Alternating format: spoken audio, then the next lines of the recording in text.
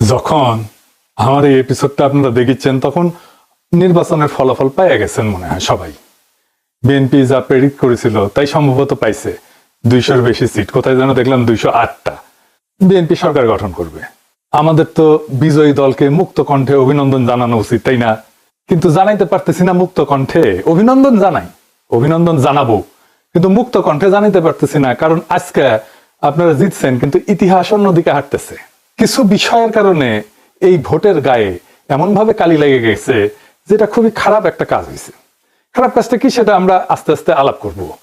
এইটা দরকার ছিল না এইভাবে কারচুপি করার। ভোটটা সুষ্ঠু হয়েছে কিন্তু রেজাল্ট সুষ্ঠু হয় নাই। 10:30 পর্যন্ত রেজাল্ট আসতেছে মোটামুটি 2 জোট পাশাপাশি আগাইতেছে, 3-4টা সিটের গ্যাপ, কখনো এই জোট একবার আগে, কখনো আরেক জোট একবার আগে, তারপরে সব বন্ধ বেশ কিছুক্ষণ, ঘন্টা 2-1, তারপরে তত্তর করে বিএনপি আগে যেতেছে। আর জামাত জোট মনে হয় ঢাকার জ্যামে আটকেছে, আর নড়ে না, নড়ার চড়ার কোনো নাম নাই, ওইখানেই থাকলো। 40 থেকে বিএনপি 208 হইল। আচ্ছা বলেন তো, কখনো এইভাবে ডেটা ফাংশন করে? ভোটের সব তো ডেটা অঙ্ক, এটাকে এইভাবে ফাংশন করে? মানে এটা বিজ্ঞানের কথা, ব্রেনটের কথা আর কি, এডুকেশনের কথা। এগুলো তো র্যান্ডম নাম্বার। যেভাবে ভোটের রেজাল্ট ঘোষণা করা হয়েছে এর কোনো প্যাটার্ন মানে নাই। আপনি এই ডেটা যে কোনো ম্যাথমেটিক্যাল স্ট্যাটিস্টিক্যাল মডেলে ফেলেন, তারপরে দেখবেন এটা ম্যানিপুলেশন হয়েছে। একদম সেই অঙ্কে কষে এটা বুঝাই দেওয়া যাবে। আমি বুঝাই বলি একটা, ধরেন এটা 300 সিট, তাই না? 2 জোটের সাপোর্ট মোটামুটি কাছাকাছি।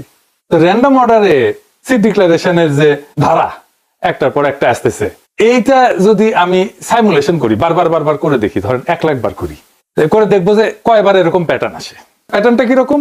যে 10:30 পর্যন্ত নেক টু নেক ফাইট চলতেছে, তারপরে টোটাল ফ্রিজ একদিকে, আর একদিকে ম্যাসিভ অ্যাক্সেলারেশন, দাম করে উঠে গেছে উপরে। এটা সম্ভাব্যতা কত? এটা সম্ভাব্যতা যদি 0-এর কাছাকাছি হয় তাইলে এটা কারচুপি। আমি অঙ্কটা করেছি, হ্যাঁ, অঙ্ক করলে, হ্যাঁ, আমাদের বাংলার মার্টিন লুথার কিং অঙ্ক ভয় পায়, তা আমি করেছি, যদিও আমি স্ট্যাটিস্টিশিয়ান না।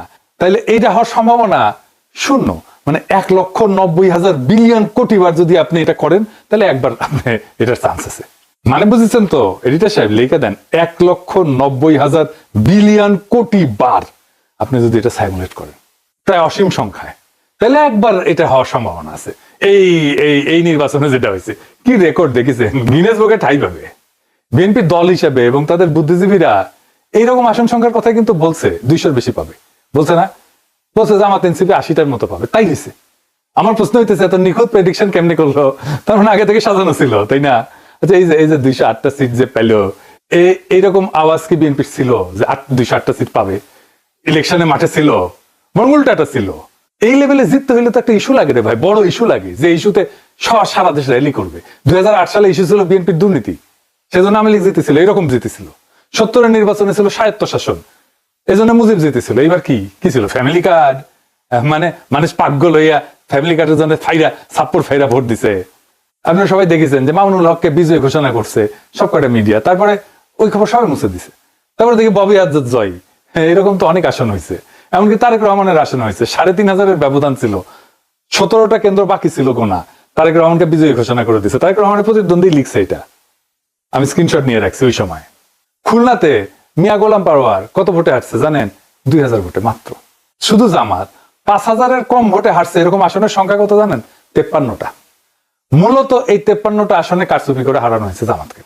কেউ কেউ বলে এটা 70টা। জামাত তাইলে প্রকৃতপক্ষে আসনগুলোতে জিতছে, কিন্তু ডিপ স্টেট সংখ্যা কমায় কয়টা দিতেছে? 70টা না কয়টা যেন দিতেছে, খয়রাতি। এটা তো বিএনপির শক্তি না, এটা ডিপ স্টেট, আওয়ামী লীগ আর প্রশাসনের শক্তি। তার উপরে ভর করে তারেক রহমান দেশ চালাবে। কেমন চালাবে বুঝেন? আমাদের প্রতিপক্ষ তো বিএনপি না, আমাদের প্রতিপক্ষ BNP plus Awami League plus deep state plus India. প্রয়াত ডক্টর আলী আকবর খান অর্থনীতিবিদ ছিলেন, সাবেক আমলা এবং তত্ত্বাবধায়ক সরকারের উপদেষ্টাও ছিলেন সাবেক। ওনার একটা বই আছে, অবাক বাংলাদেশ, বিচিত্র ছলনাজালের রাজনীতি। ওইটা উনি লিখছেন যে কিভাবে নির্বাচনের ফল বদলায় দেওয়া হয়। উনি লিখেছেন কারচুপি হয় ভোট গণনার পর্যায়ে এবং ফলাফল ঘোষণার ঠিক আগের মুহূর্তে। বুঝেছ, একই জিনিস ঘটেছে না? অধিকাংশ ক্ষেত্রে দেখা যায় ভোট গ্রহণ শেষ হওয়ার পর যখন গণনা শুরু হয় তখন বিরোধী দলের পোলিং এজেন্টদের ভয়ভীতি দেখায় বা প্রশাসনের সহায়তায় কেন্দ্র থেকে বের করে দেওয়া হয়। দেওয়া হয়েছে না? বের করে কুমিল্লা 8 বরুড়ার একটি সমস্যা আমরা তুলে ধরেছি। সেখানে আজকে বিশেষভাবে ভোট শুরু হওয়ার কিছুক্ষণ পর থেকেই আমাদের 30টা সেন্টারের এজেন্ট থেকে তারা বের করে দেয়।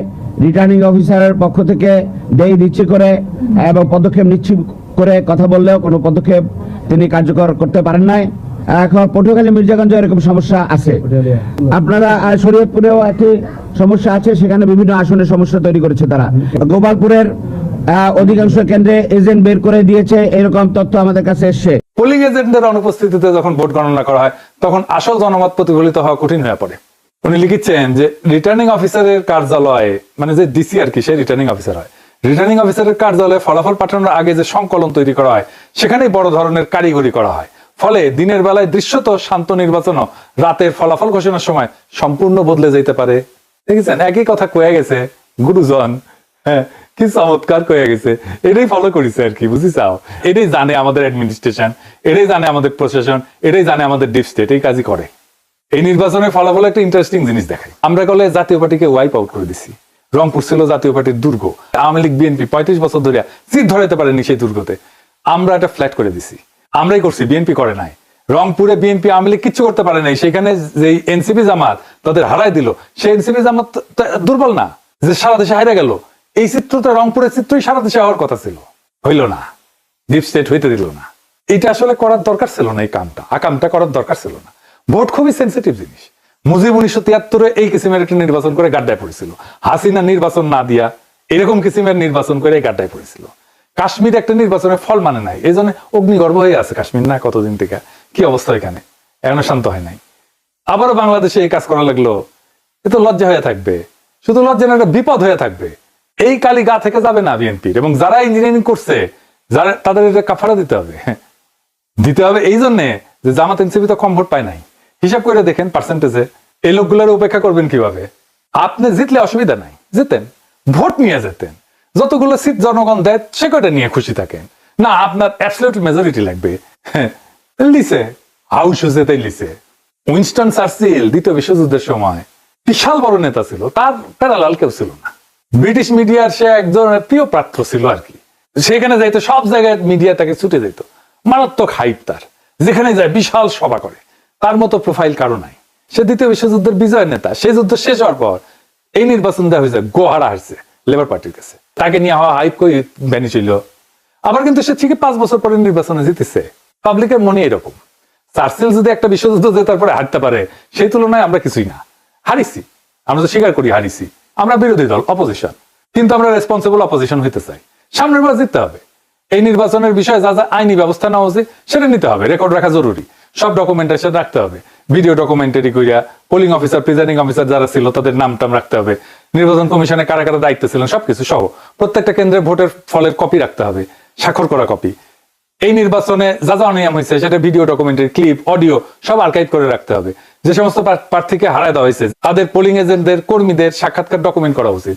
তারপর নির্বাচনের ক্যাম্পেইন করার সময় নারীদের উপরে যে হামলা করছে বিএনপি, সেগুলো ডকুমেন্টেশন থাকা উচিত। এই নির্বাচনে আমরা যে হাইপ তুলছিলাম সেটা তুলনাহীন। সেই জন্য সবাইকে আন্তরিক ধন্যবাদ। অসম্ভব কাজ করছেন আপনারা। কিন্তু সেটাকে ব্যালটে নিয়ে যাওয়ার জন্য যে আরো কিছু করণীয় ছিল সেটা আমরা ঠিক মতো করতে পারি না। এটা স্বীকার করা ভালো, বা করতে পারি নাই। ভোট কেন্দ্রগুলোতে পর্যাপ্ত কর্মী দেওয়া যায় নাই। বেশ কিছু আসনে বিদ্রোহী প্রার্থী ছিল, এটা আমাদের জন্য সমস্যা করছে। কোনো মিডিয়া নাই আমাদের সাথে, কেউ আমাদের কথা বলে না, লিখে না। ইলেকশন ক্যাম্পেইনে ইন্ডিয়া ইস্যু যেভাবে আসা দরকার ছিল সেভাবে আসে নাই। আমি জানি না কেন ওনারা আনেন না। ইন্ডিয়ারে অখুশি করবেন কিনা, ইন্ডিয়া যদি অখুশি হয়ে যায় সেটা ভেবে যদি না বলে থাকেন তাহলে তাদের বিপদ।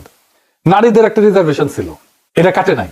নারী ইস্যুতে একটা স্পষ্ট লিখিত অবস্থান নেওয়া উচিত ছিল, সেটা না হয় নাই। আর ঐক্যটা ঠিক মতো ক্রিস্টালাইজ হইতে পারে নাই, মানে একদম শেষ মুহূর্তে হয়েছে ঐক্য। আর প্রশাসন তো পুরাই বিএনপির অনুগত, তার আজ্ঞাবহ হয়ে গেছিল। এরকম একটা অবস্থায় জিতে আসা খুবই ডিফিকাল্ট। তারপরে ক্যাম্পেইনটাকে আমরা এমন একটা জায়গায় পৌঁছায় নিয়েছিলাম যেখান থেকে মনে হয়েছে যে আমরা জিতে যাব। এবং আমাদের তো খুবই ভালো রেজাল্ট করার কথা ছিল। বিএনপিকে জিতলে খুব মার্জিনালি জিততে হতো। এখন কি করা উচিত জামাত এনসিপির? এখন করণীয় হইতেছে 3টা রাজনৈতিক এজেন্ডাকে কেন্দ্র করে জোটের রাজনৈতিক ভিত্তিকে সংগঠিত করা। 1 নাম্বার, একটা রেসপন্সিবল অপোজিশনের ভূমিকা নেওয়া। আমরা রেসপন্সিবল অপোজিশন হইলে আওয়ামী লীগ ফেরার রাস্তা বন্ধ হয়ে যাবে।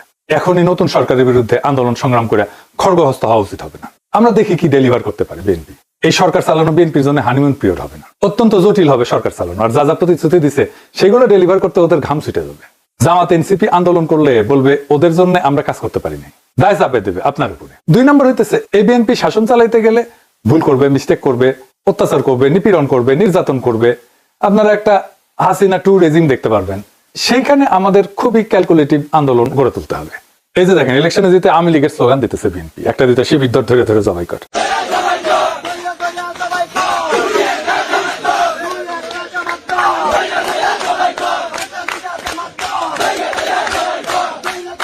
বিজয় উল্লাস চলতেছে দুবাই স্কুল। শুধু তাই না, আজকে শিবির নেতাদের বাসায় হামলা করতেছে।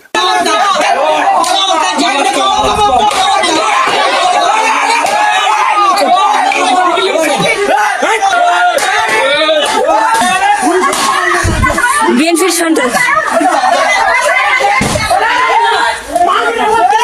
বিএনপির সন্ত্রাস সকল। আপনারা একটা আওয়ামী শাসন দেখবেন, লিগে রাখতে পারেন। আমরা আবার আগে সেই জায়গায় ফিরে গেলাম, 2008 সালে ফিরে গেলাম। এরপরের সময়গুলো আবার রিপিট হবে, এবার হবে দ্রুত। হাসিনা 15 বছরে যা যা দেখছেন তা বছর দুয়েকের মধ্যে দেখে ফেলবেন। তারেক রহমানের যদি স্টেবিলিটি প্রায়োরিটি হইতো, তাহলে ভোটটা তিনি ফেয়ার হইতে দিতেন। মানুষ একটা পরিবর্তন চাইছিল, তিনি পরিবর্তনটা ঠেকাই দিলেন। এবার কি আদৌ পরিবর্তনকে ঠেকাই রাখা যায় না। আর 3 নাম্বার স্ট্র্যাটেজি হইতেছে, আজকে যে শক্তি জামাত আর এনসিপির পিছনে দাঁড়াইছে, সেই শক্তিকে সংহত কইরা পরের নির্বাচনের জন্য আজ থেকে প্রস্তুতি নেওয়া উচিত। এই নির্বাচন কিন্তু দেখাই দিল যে বাংলাদেশ এখনো গণতান্ত্রিক পরিপক্কতায় পৌঁছায়নি, কিন্তু এই ভোট প্রমাণ করলো একটা বিকল্প শক্তি উঠে এসছে। এই শক্তিকে আর থামানো যাবে না। আর বিএনপি যেহেতু আওয়ামী লীগ আর হাসিনার দেখানো পথেই যাইতেছে, তাই সে হাসিনার অন্তিম যে লক্ষ্য সেটার দিকেই যাবে। এটাই ইতিহাসের শিক্ষা। তবুও আপনাদের জন্য শুভকামনা। আমরা লক্ষ্যে অবিচল থেকে আগায় যাব, জনগণকে সাথে নিয়ে যে আজাদির কাফেলা আমরা শুরু করছি তার সাথেই যাব। দেখা হবে রাজপথে, দেখা হবে লড়াইয়ের মাঠে, দেখা হবে আবারও আগামী নির্বাচনে। আমরা আরো শক্তিশালী হয়ে আপনাদের সামনে আসব। ইনকিলাব জিন্দাবাদ।